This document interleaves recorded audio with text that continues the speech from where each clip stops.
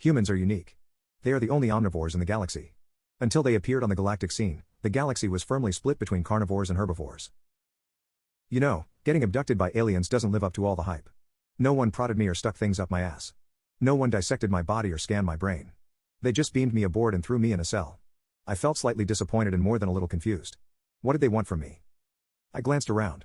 I was currently sharing this cell with about 20 other creatures, all of whom looked like giant hamsters. They were about a meter tall with orange and white fur and large black eyes, and they were all staring right at me. Hi? I'm Alex. What are your names? They just kept staring at me. They probably didn't speak any human language anyway. I tried to ignore their stares and focus on something else, like why am I in a cage filled with giant hamsters? I heard a sudden ding noise and the door to the cell slid open. Standing in the doorway was a creature about my height that resembled a moray eel with arms and legs. Its skin was lavender and shiny, and its hands were surprisingly human-like.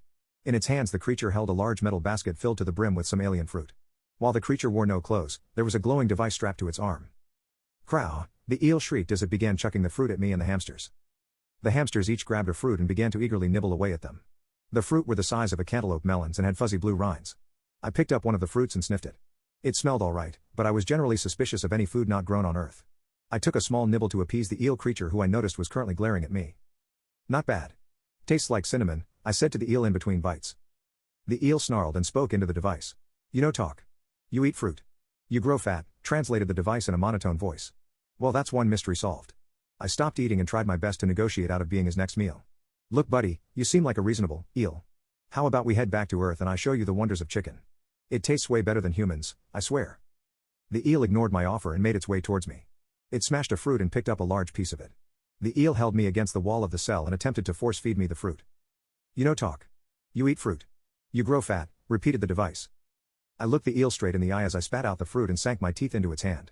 The eel looked at me in shock. The hamster stopped eating and resumed staring at me.